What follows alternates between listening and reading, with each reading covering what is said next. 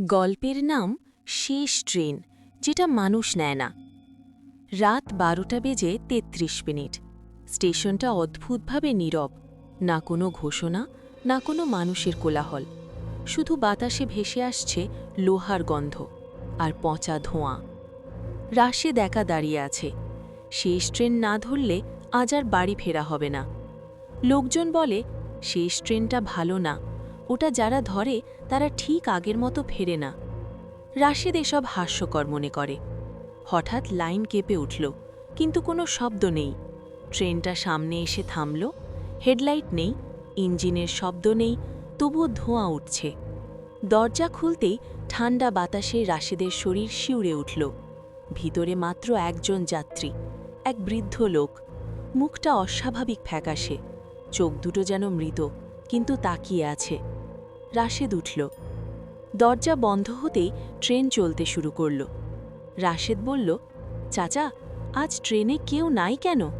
বৃদ্ধ ধীরে মাথা ঘোরাল। তার গলা যেন কবরের ভিতর থেকে আসছে। যারা এখানে আসে তারা আর মানুষ থাকে না। ট্রেনের আলো হঠাৎ লাল হয়ে গেল। জানালার বাইরে তাকিয়ে রাশেদের বুক কেঁপে উঠল। স্টেশনগুলো উল্টো দিকে যাচ্ছে, ঘড়ির কাঁটা পেছনের দিকে ঘুরছে। রাশেদের মোবাইল স্ক্রিনে একটা লাইন ভেসে উঠল, তোমার সময় শেষ। হঠাৎ ট্রেন থামল। দরজা খুলতেই কোনো স্টেশন নয়, চারপাশে কুয়াশা, মাটিতে সারি সারি কবর। কবরগুলোর গায়ে নাম লেখা। রাশেদ এগিয়ে গেল। একটা কবরে লেখা তার নিজের নাম, মৃত্যুর সময় 12টা 35 মিনিট। রাশেদ চিৎকার করল, এটা মিথ্যে, আমি বেঁচে আছি।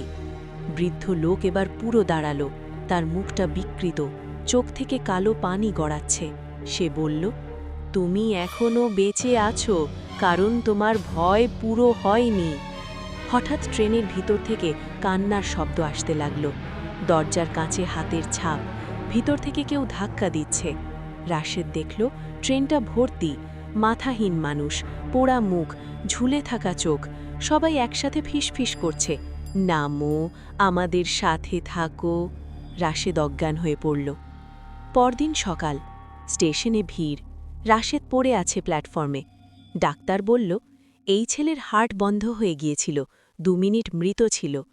রাশেদ কাঁপা গলায় বলল, আমি ট্রেনে উঠেছিলাম।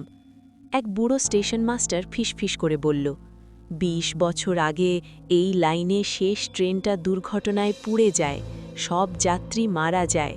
তারপর থেকে যাদের মৃত্যুর সময় কাছাকাছি আসে তারা ওই ট্রেন দেখে। রাশেদ ঘুরে তাকাল। প্ল্যাটফর্মের শেষে একটা ছায়া দাঁড়িয়ে, সাদা টুপি পরা সেই বৃদ্ধ। সে মুচকি হাসছে, আর তার ঠোঁট নড়ছে। পরের বার তুমি নামবে। হঠাৎ স্টেশনের লাইট